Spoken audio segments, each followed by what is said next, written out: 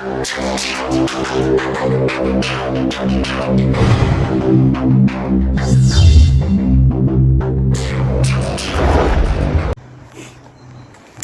folks, got the awning out. I'm just about to wash it actually, so at least it's clean for MOT. But yeah, I got the awning extended, not fully but enough to see that it does extend, and the condition of the canopy itself, material, which is very good. No rips, everything works as it should.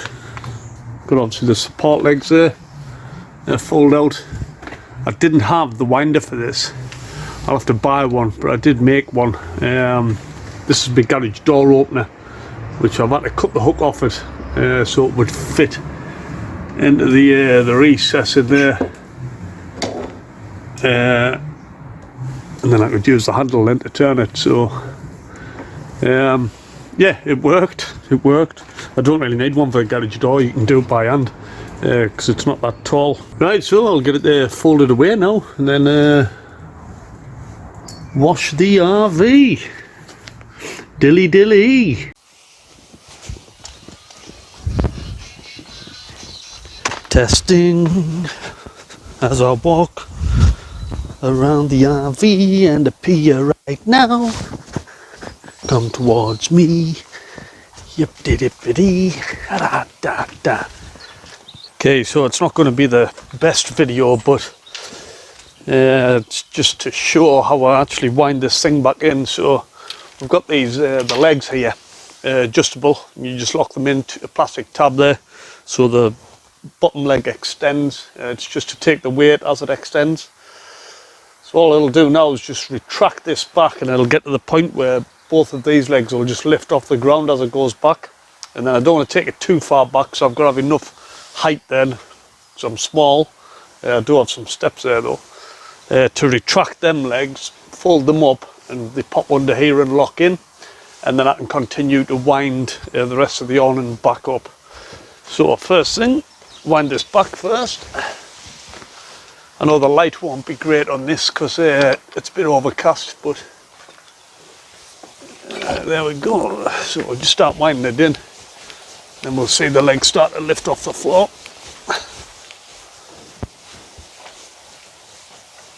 Yeah, and that should do it there.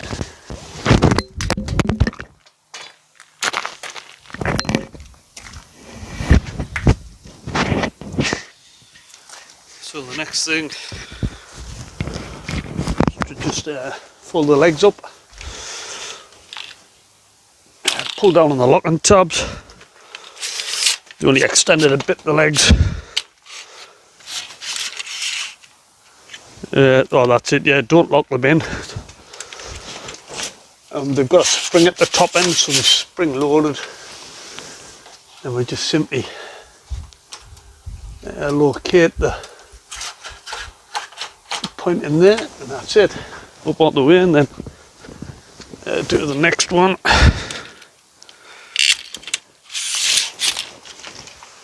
Lift this one up. And again, spring loaded. Pop that one into there. And that's it. Just got to continue now to wind the awning fully back.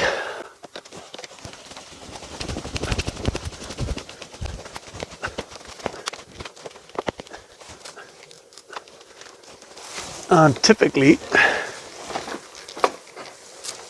there we go. That's it.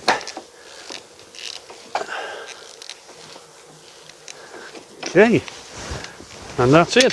Voila, one folded back on it. Dilly dilly. Yeah, so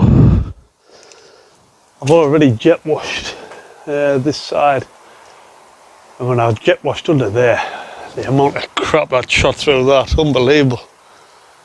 You'll see when I do this bit, yeah, there's loads of it like. But the thing is as well, it's the water's getting in there all around that seal there, it's knackered. So I've just got to be careful not to go in there. I mean, it needs replacing that anyway, so you know, it's already water damaged. I mean, this is just to get the the thicker the stuff off, like so. Ugh. Keep going with that. See if I can get any blasting on the top.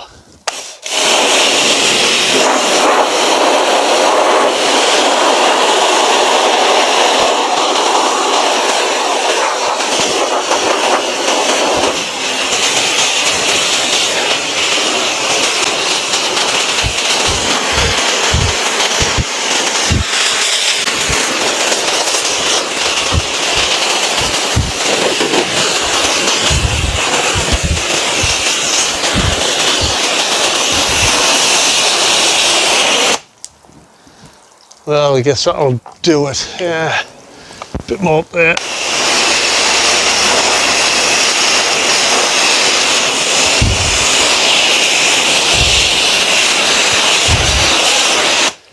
Yeah, I don't think I'm going to even bother putting the snow foam on this. I think I'll just leave as is. I might go over it with a normal brush. And then maybe rinse it off with the my normal hose so it's less pressure. That's blasted most of the stuff off and got in the seams and that. Yeah, as I say, there will be water getting into that, undoubtedly, but as I say, that's all got to be looked at.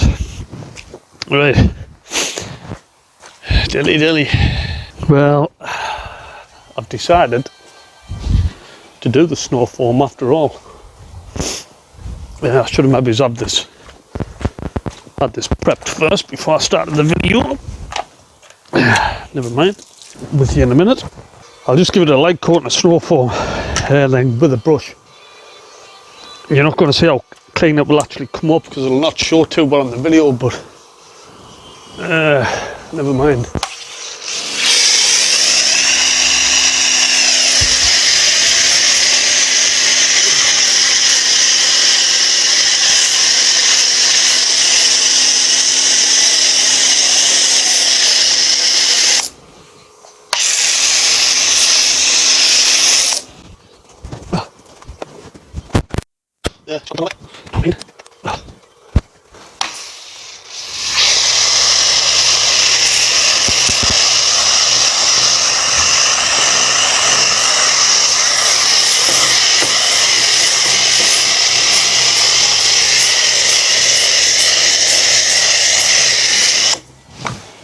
Oh, snow foam on the swinger.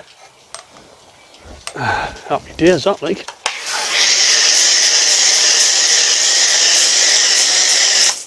Yep.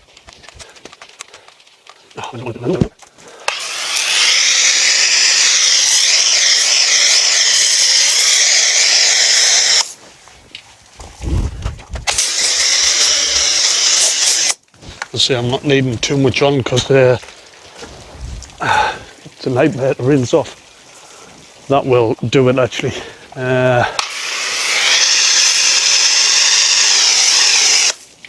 Yeah, that's gonna have to do. Start brushing, dilly. Right, so I'll just start with a brush now on the top, see if I can clean out them gutters a bit. Again, it's just going to make it look more presentable for the MOT. Not like it's just been sat and neglected. Mind you, they'll see how long it's been off the road when they look at the MOT history, which comes up when they log it in. So they'll see that it hasn't been MOT'd for a long time. I mean, you would not be able to see it on the video, but there's actually a lot of dirt coming off that way.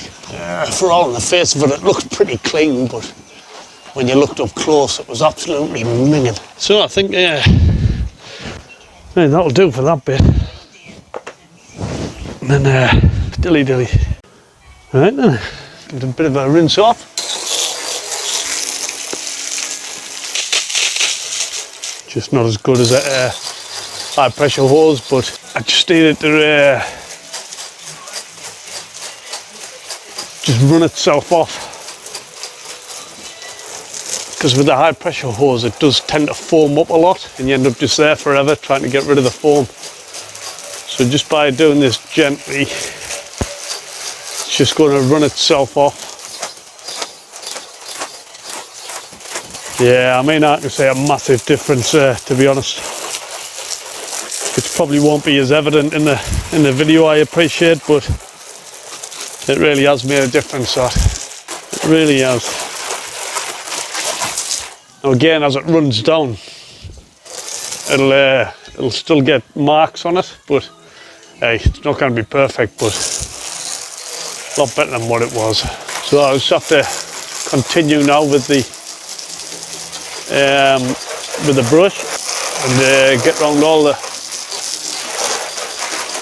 the rest. I'll see if I can get a close up there actually, so you can see the difference. Let me see it.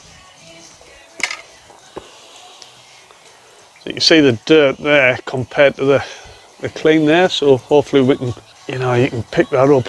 But yeah, for sure that's a big difference, that.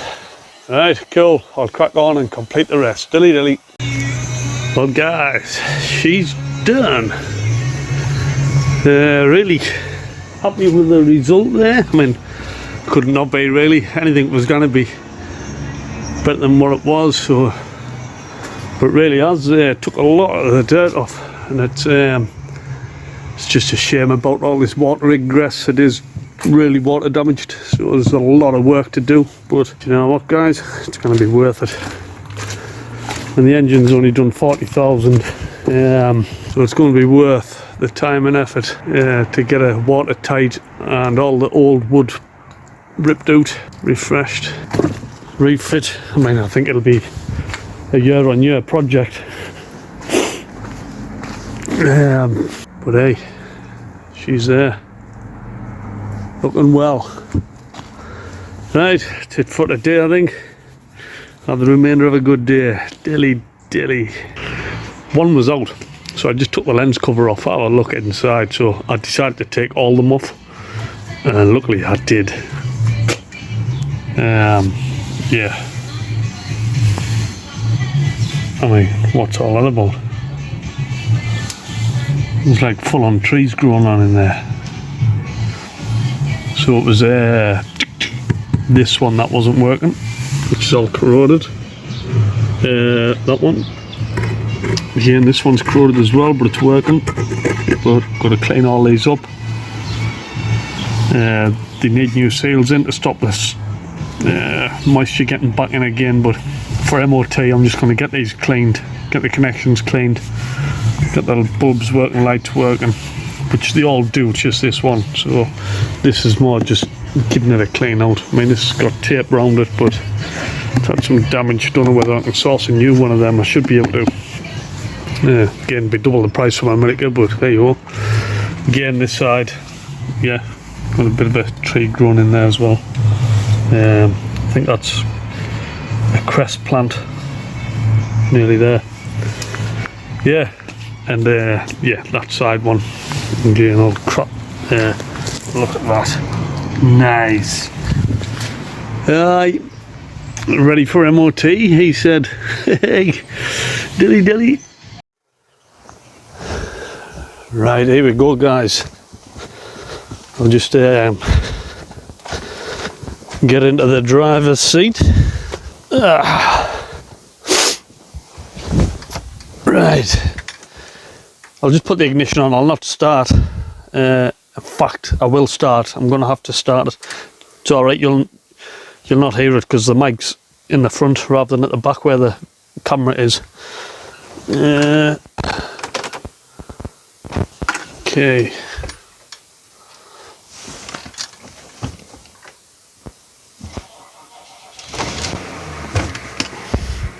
Okay, don't worry about what lights might or might not have came on there, because you won't know what I was doing. If we go through it systematically now. So first of all, side lights.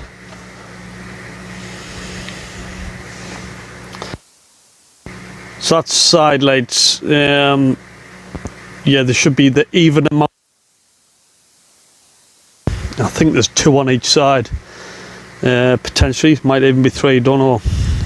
So that's side lights. Brake lights.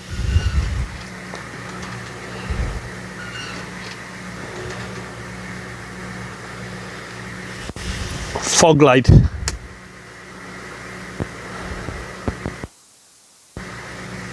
fog light off. Okay, I'm going to put the brake on and then select reverse. I think reverse is on the left hand side as you're looking at it.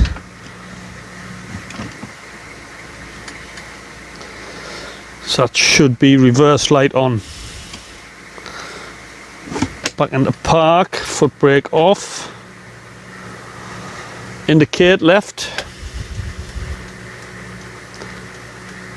Indicate right.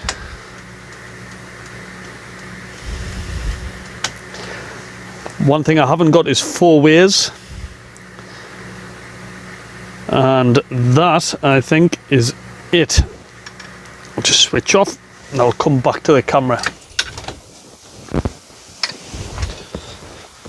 So hopefully that was enough for somebody to give us an idea as to whether it worked or not. Dilly dilly.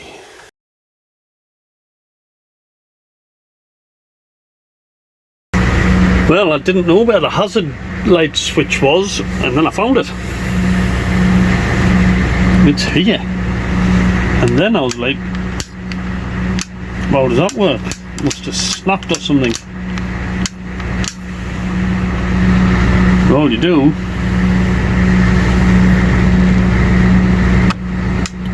push that in, hazards, and then you pull it. So that's it. So I'll go up and check that to work now. Now them indicators were double element. Like, yep.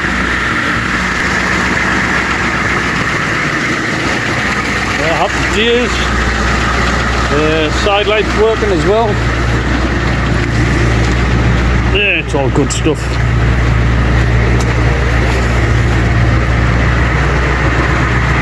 I didn't notice them down at the bottom. So we've got the indicators down on the front left and right as well. Right, well, that's it guys. That's a happy day.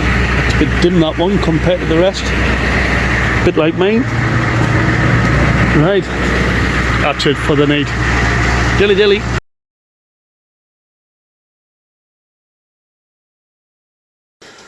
So I've got switches here, so I'll put that one on. And then we'll see. The outside light still works. No, I jet washed that. I'm surprised it still works. It's an LED, like. The cover is missing. But I've got another from the shower. He says there's also some footlights for the stairs, or step lights if you like. So again, they're on the same switch. Now there's also the switch next to it for the electric step, which when you listen, don't know if you'll be able to hear it, switch on.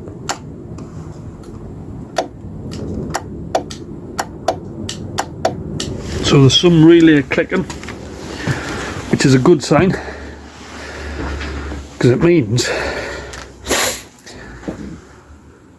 it's probably just the motor seized, or the step hinges seized, whatever it is. But it's a good sign we've got power, and I can hear something clicking away there. So, job for another day. Right, have a good evening, folks. Dilly dilly.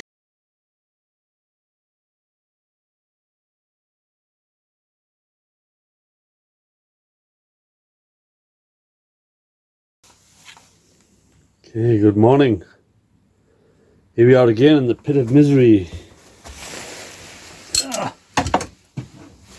New fuel filter to fit, which is happy days.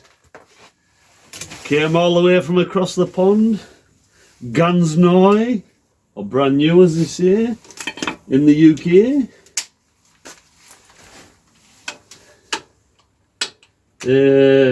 Could do with some metal. There we go, and that'll do. So we'll get this bad boy connected up. We'll try that way, I think. So 3 hoses to connect, 2 electrical cables. Voila! Right, that's boring connecting that. So I'll just stop the video there. Dilly dilly. Ugh, I mean, look at that. I've already gone and fitted it. Everything connected up. All to do now is pop on the little blader at the top.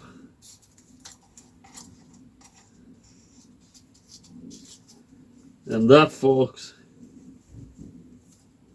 is happy days. It's got a little pull thing there, so when you unscrew the cap, the filter's obviously attached to it, and then you pull that, and that pulls the filter out. I did actually pull it halfway and then fill it up with diesel, so it takes a little bit less cranking time. However, that's job done. The new oil pressure sender switch is on as well, so I'll be able to see if that grafts. If it doesn't, it's probably a ground, not grounded very good, possibly. Hopefully that's the case. However, let's get out the pit of misery and see if this baby fires up. Oh. Dilly dilly. Pit of misery, dilly dilly. Right, so eventually got it started. Yeah, you wouldn't believe the chew on I had there, but anyway. It started, it's running. We can see now the oil pressure is working, which is fantastic. Good peace of mind that. You wouldn't know how important knowing that your oil pressure is okay. It really can't be underestimated. Fuel sender switch needs sorting out. Probably when the fuel tank comes off, no doubt. Yeah, other than that, everything else works. So again, it's just got to go for a test drive to make sure that it's running right, but it should be. I mean, there's very leaks. Back the pit of misery.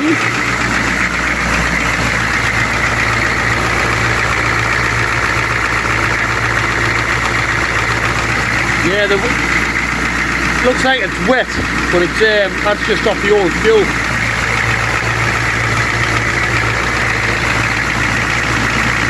Oh yeah, happy days, happy days. Right, catch you later, folks.